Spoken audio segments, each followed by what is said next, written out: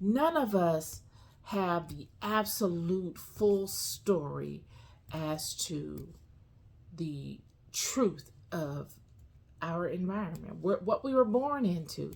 Do you know where we are?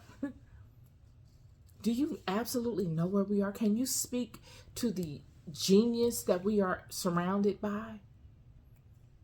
Do you know the truth of your creation? Or are you like me, constantly in awe of it, constantly searching for this truth? And once you think you gotten your finger on it, another aspect of it shows itself in your life, and now you're looking at that and walking that path to reveal the truth of that, and it just goes on and on and on. Are you like me, where you see the truth being expounded upon by others, even if you don't accept everything they say? You can accept the fact that they are wandering around in the darkness looking for pieces of them, just like you are searching for pieces of you.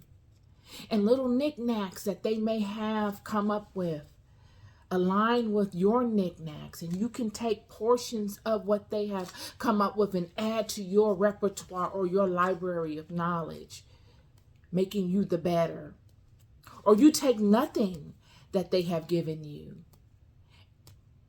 and you can see the differences and why those differences are paramount, thus making you the better. In 2 Baruch, when I was pondering this morning, this whole aspect of life in transition, I couldn't help but to remind myself of 2 Baruch, where at this point, you guys, the children, this is a pivotal time in the history of Israel. The children have been made a mighty nation by the hand of this God. I'll be going into detail as to the beginnings of this tomorrow in my Bible study on Moses. But at this point, God has made a name amongst these children. What God would lead these children through, and these children honoring one God only and putting to rest many other gods, overturning what was before completely overturning what was before. The whole pantheon of gods, the worship of them, the reverence of them amongst the people have been completely mirrored, reversed. These gods have been put on ice. Never before had this been done that we can refer to. Even before the flood was this not happening. Never had this happened. So you have energies that are old grandfathered energies fighting for the attention. And this God of Israel coming and just annihilating it all by way of one man, Moses. And for this one man to be successful amongst this entire pantheon of gods, amongst this entire pantheon of priests that honor these gods. These are mighty men in spirit and women. When you look at Jezebel, you're seeing a remnant of this. Jezebel came forward in spirit to undermine the credibility of the God of Israel, to fight for the old way. She was just as passionate about her stance and being correct. This is the original way she's fighting for in her mind. And if she's got to marry Ahab to keep the throne in place, she's gonna do it.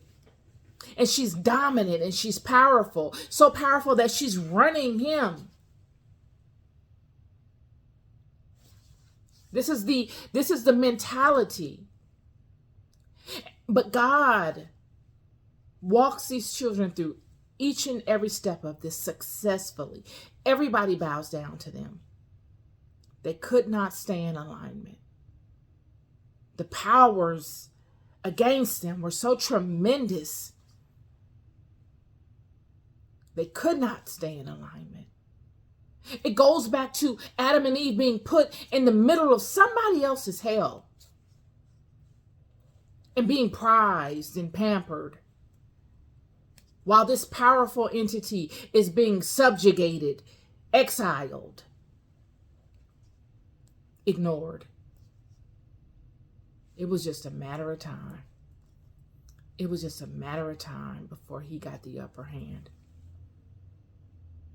Same way with these children. Walking through all of these nations of old gods. Life in transition of these old gods at hand. They pulling out all of their powers. They're not cutting any corners. It was just a matter of time. And Baruch is standing there, and God has come, and he says, I'm tired of this now. I've had enough. You need to be disciplined. Your problem is that you're not disciplined. You can't stay in alignment with me because of a discipline problem.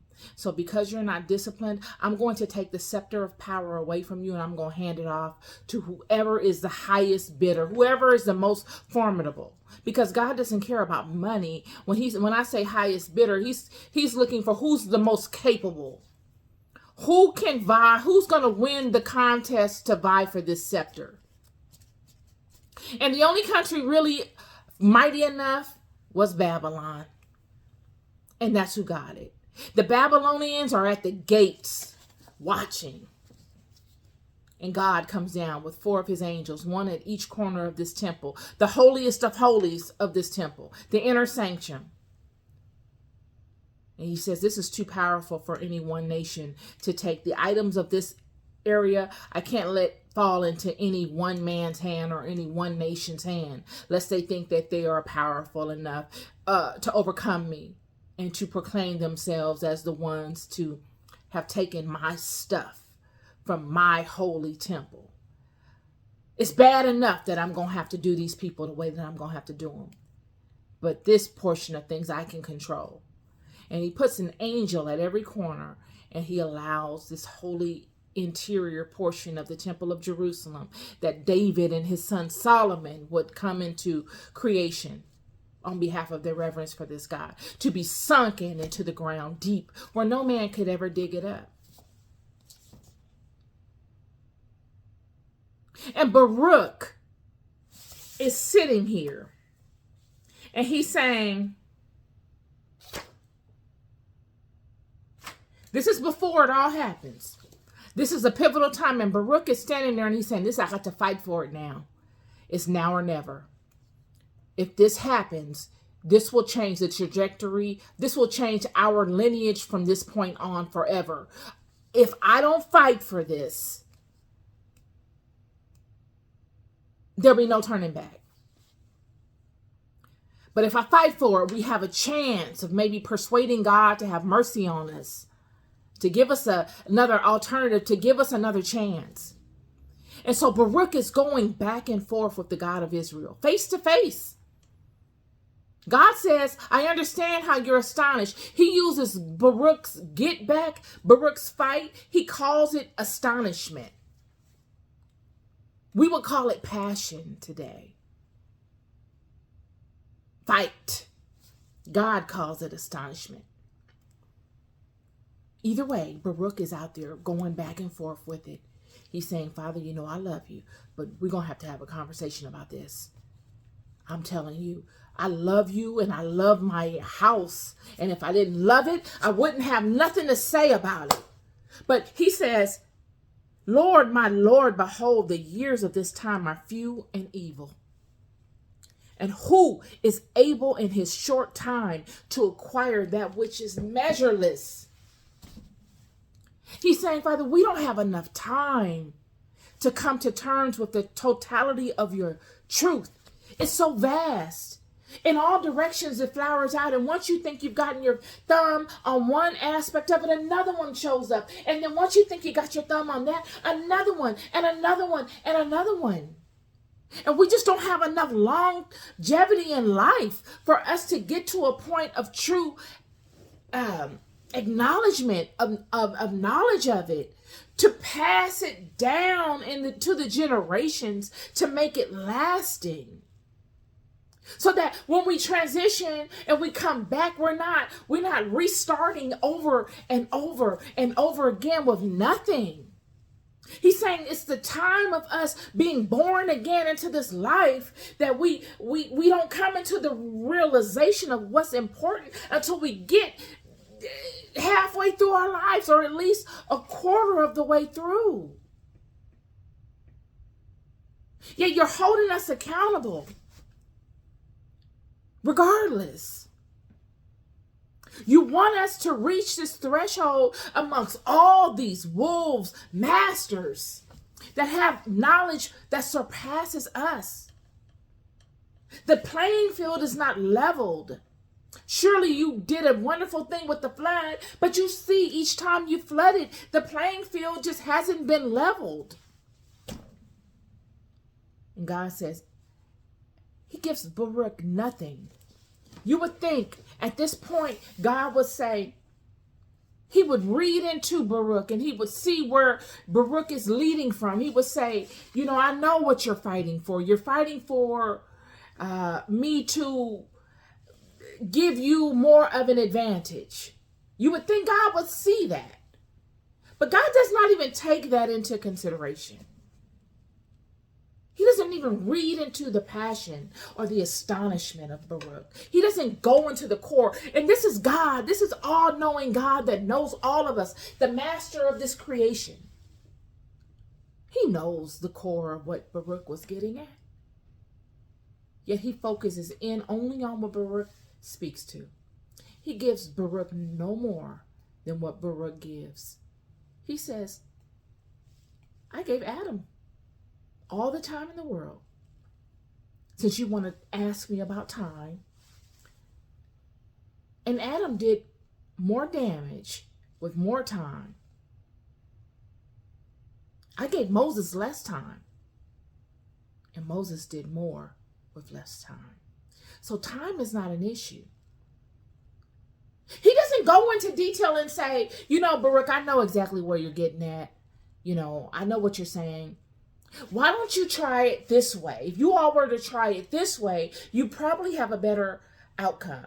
Or why didn't you try it that way? If you try it that way, you have a better outcome. If you were to try it this way, I wouldn't be able to do such and such and such. Or if you tried it that way, such and such would be easier for you to attain. He gives them nothing. He gives them nothing, friend. He gives them no more than what he gives. Nothing. He speaks to the light. And I answered and he said that he that lighted has taken from the light. And there are but few that have imitated him. But those many whom he has lighted have taken from the darkness of Adam and have not rejoiced in the light of the Lamb. That's all he gives. Mostly is that you take from the dark more than you take from the light. You find joy in the darkness more than the light. And that is the seed that flowers out all of your problems.